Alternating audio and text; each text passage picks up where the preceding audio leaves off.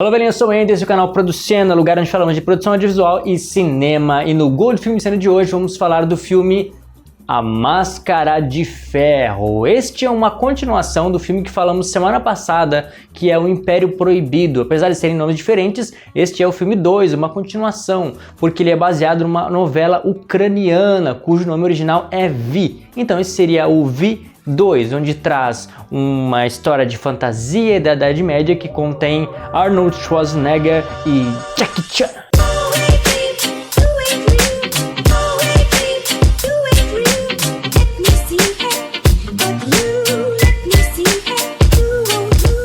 No dia 16 de agosto de 2019 foi lançado o filme A Máscara de Ferro, trazendo aí nossos personagens ilustres, e já está hoje disponível no Prime Video. E a sinopse conta que o nosso amigo cartógrafo geógrafo Jonathan Green desta vez foi escalado pela realeza para mapear todo o território do extremo oriente russo, e com isso ele vai desbravar muitos perigos e mistérios ao redor do globo que desafiam até mesmo a morte. Jason Flemyng interpreta mais uma vez o Jonathan Green, o nosso protagonista, né, a pessoa mais importante, apesar de terem muitos personagens que a gente já vai falar.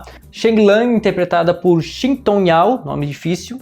James Hook, interpretado por Arnold Schwarzenegger, e o mestre, que não tem nome, não é dado um nome para ele, simplesmente é o mestre, é interpretado pelo Jackie Chan, né, o nosso querido ator das artes marciais, que traz um clima, assim como ele é o mestre, aquele cara que traz toda a sabedoria, toda a ideia de gerações, de cultura a ser passado para um discípulo, e é isso que nós vamos ver aqui nessa história. Essa foi a sinopse. Eu vou te pedir então, antes de falar do filme, para te se inscrever nas minhas redes sociais, que temos aqui o TikTok, o Instagram, o Quai, os shorts do YouTube, que estão aí para vocês verem alguns cortes, alguns vídeos de forma mais rápida. E também, né, te inscreve no canal, porque poxa vida, estamos colocando muitos vídeos nesse mês, tem um monte de vídeo, 17 vídeos no mês, só nesse mês. Então, poxa, praticamente é quase um dia sim, um dia não, um pouco mais do que isso. Toda semana tem vídeo sobre trailer, filmes antigos, filmes atuais, e ainda tem mais programação para ver conforme for passando o ano. Então, poxa, te inscreve no canal que vai me ajudar muito. Mas se quiser me ajudar também, na verdade, estar junto comigo, aqui embaixo tem um link para te participar de uma lista de espera da nossa comunidade, a comunidade Producena,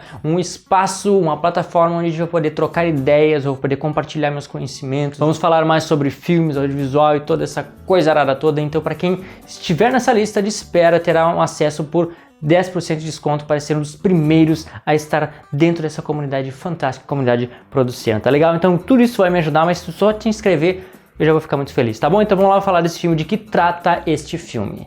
Ele é um filme sobre fantasia, assim como o primeiro. Se tu não assistiu o primeiro, poxa, vai lá, assiste o filme, depois assiste o vídeo que eu trouxe no canal sobre o filme Império Perdido, e aí depois tu assiste A Máscara de Ferro, e aí tu vem aqui de novo. Porque é uma continuação direta, tu precisa assistir, porque eu assisti primeiro o 2, eu assisti esse primeiro, porque eu fui assistir por causa do Jack Chan e do Arnold Schwarzenegger, pensando, bah, eu quero assistir filmes mais atuais deles, e eu assisti esse, e portanto eu descobri que tinha um outro atrás que era mais antigo, e aí então eu trouxe semana passada. Mas enfim, assiste aquele, assiste esse, porque vai fazer sentido. É um filme de fantasia da Idade Média, que no outro filme trazia mais o ambiente ucraniano, um ambiente russo, um negócio bem diferente, e agora nós vamos para a China, para a terra do nosso Jack Chan, explorando a cultura chinesa com os seus mitos, as suas lendas, que nesse caso, já adiantando, não aparece o bendito Vi.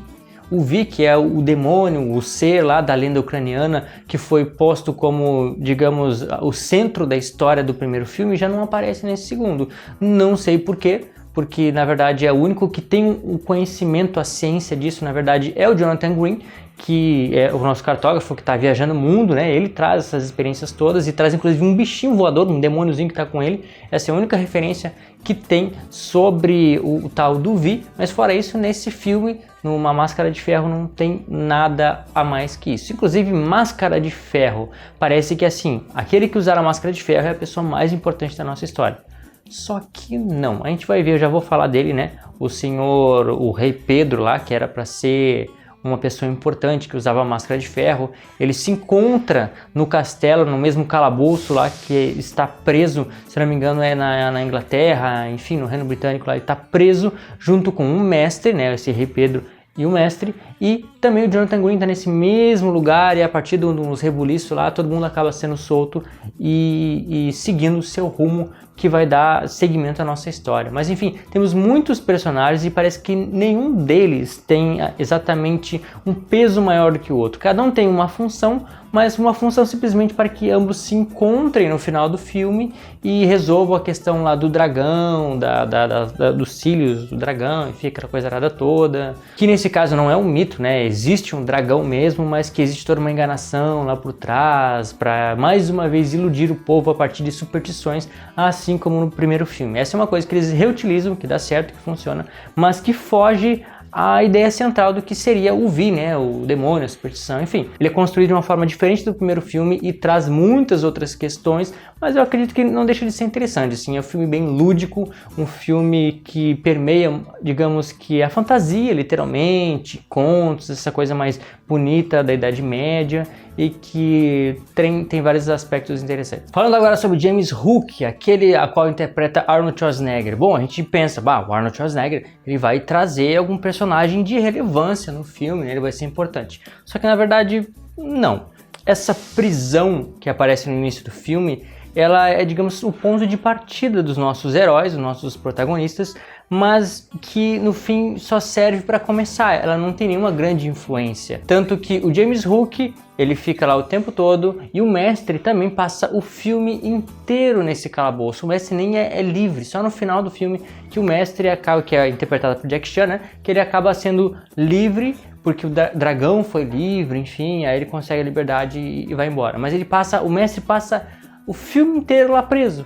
Poxa, o Jack Chan, que a gente esperava que tivesse uma grande intervenção na história, na verdade ele só tá ali para dizer assim, ó, eu sou um cara experiente, olhando pelo viés do personagem, né, que é um carinha de cabelos compridos, ele é o mestre, e olhando pelo viés também do ator, que a gente vê um ator com experiência, a gente vê nele experiência. A referência que a gente vê quando olha para o Jack Chan é alguém com muitos conhecimentos de artes marciais, perfeito para interpretar um arquétipo de um mestre. Ele reforça isso, mas nada mais do que isso, né? Ele não é relevante para a nossa história, ele só deu a direção e disse assim, ó, vai.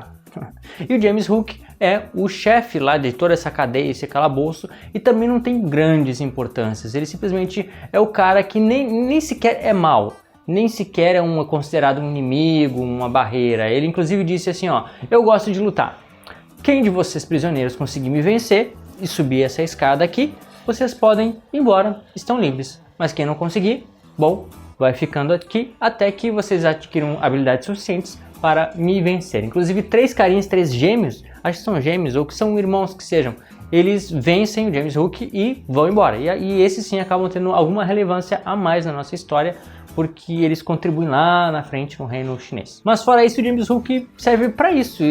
Tanto ele quanto o mestre, eles acabam trazendo um tom mais cômico para nossa história, na relação deles, dizendo, não, eu mereço sair, não, tu vai ficar preso porque eu que mando aqui, e aí o mestre quase escapa, e aí ele vai pegar as coisas lá, o capacete sei lá quem, que é da coleção de James Hook, ele diz, não, esse capacete não, porque esse capacete é de César o Grande, não, essa espada não, porque essa espada ele tem uma coleção e eles não podem lutar porque tudo é, digamos que, valioso ali. Enfim, tem alguns tons engraçados com isso, mas nada mais, né? Tanto o mestre quanto o James Hook tem essa mesma importância reduzida, simplesmente a pessoa que interpreta, né, o ator, dar mais importância para o filme. E Pedro o Grande, aquele que estava preso com o mestre, que é para ser o rei, ele é no fim, então, a importância dele é ser encarregado de levar o selo, que é um tipo de uma joia, para a filha do mestre, que estava ali presa também e acabou indo embora, para que ela conseguisse controlar o dragão, que é o centro de conflito da nossa história, né? O dragão, ele está fora de controle e a única pessoa que consegue controlar ele de verdade é aquela que possui o selo. Então a função dele, ele está com a máscara de ferro, obviamente, ele passa o filme todo ali, ele sai da prisão, percorre vários lugares, ele tira a máscara de ferro dele, ele se intitula então, eu sou o Pedro Grande, eu vou dirigir esse navio, esse barco e vamos ir até tal lugar e tal, mas no fim, a única coisa que ele serve é para entregar o selo para a filha do mestre, cujo nome eu não vou conseguir pronunciar aqui porque é muito Shen, e depois é só isso. é um cara que não tem nada demais, não é grande coisa, ele cumpriu a função dele e é isso, ele foi só mais um personagem que saiu de um ponto A para um ponto B para cumprir uma pequena função para que outro personagem possa dar seguimento ao que ele estava fazendo, né? Que no caso é essa filha do mestre, é a verdadeira princesa a reinar no lugar lá onde eles chegaram, né? No reino onde estava tudo acontecendo, que tinha o dragão, que tinha uma outra rainha se passando por ela, para que dizendo que controlava o dragão e tal, e com isso eles oprimiam o pessoal da aldeia e tiravam dinheiro deles, dizendo que senão o dragão ia matar todo mundo e tal. E tinha algumas magias, né? Algum certo encantamento místico supersticioso que eles usavam também para controlar o povo. Assim como no primeiro filme tinha a ideia da maldição, da guria que morreu, do Vi que tinha se apossado dela e não sei o que, aqui tinha os poderes da China. Existem outros filmes chineses, inclusive aquele, eu não lembro o nome, Os Bandidos do Bairro 13, eu não lembro exatamente, mas eu vou colocar aqui. Tem esses mesmos caras, um cara de chapelão que controla o raio, o outro que controla o som, o outro que é forte e o outro que faz alguma outra coisa que eu não lembro. E esses, na verdade, não são deuses, eles são simplesmente ciência. Eles têm um carinha lá que controla a eletricidade, eles descobriram como controlar a eletricidade. O outro como controlar ali a questão do som, né? Criar um instrumento que emite sons muito agudos, que destroem as coisas, mas mostrando para o povo como se fosse um poder místico do dragão que seria liberado como raiva se eles não cooperassem, né? É mais uma forma de enganar o povo, de criar uma superstição e escravizá-lo para que eles pudessem continuar lá a grande realeza, aproveitando a vida, enquanto o povo que acaba sofrendo por não conhecer a verdade por trás. E Jonathan Green nessa história toda? Bom, ele foi liberto da prisão com a missão de, enfim, concluir os mapas que ele tanto estava fazendo, e todo mundo foi liberto, na verdade. Ele saiu da prisão, o Pedro lá saiu da prisão, a esposa do Jonathan Green, ela começou a ir atrás dele, procurar ele atrás dos lugares, a filha do mestre saiu da prisão junto com o Jonathan Green, só que se disfarçando de menino, para que, enfim, ela pudesse chegar até o reino dela sem ser perturbada, sem se revelar ser a rainha. E aí no fim todo mundo acaba se encontrando lá na China, naquela confusão que eu acabei de falar para vocês, do dragão e tal e tudo mais.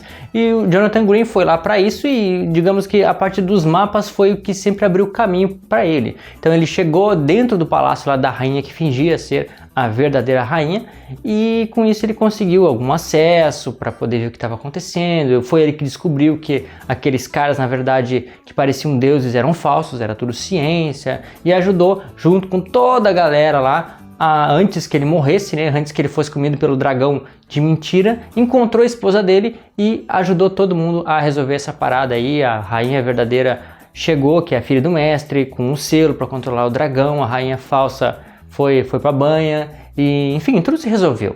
É um filme que, digamos, tudo conduz para chegar na questão ali daquele reino, para revelar o que realmente está acontecendo com o povo, que não é nada místico, é mais uma vez algo supersticioso e que para reencontrar aquilo que estava desencontrado, né? Então, Jonathan Green com a esposa dele, que apareceu só no início no primeiro filme, e agora no final desse segundo filme eles se encontram e dão tudo certo. A rainha que apareceu só nesse filme, que estava presa e que não tinha se revelado como rainha, então chegou ao seu reino. O mestre que estava preso, que apareceu também só nesse filme, acabou sendo liberto e foi lá com a rainha. O James Hook também foi lá para conhecer este tal reino do dragão e tal, e tudo para mostrar que de uma forma bela o dragão está em todos os lugares, em nós, em toda a beleza. É basicamente esse o filme. Ele é bem lúdico, ele é bem fantasioso, só que dessa vez sem monstros, simplesmente com lendas, a lenda do dragão, daqueles poderes místicos que tem, do raio,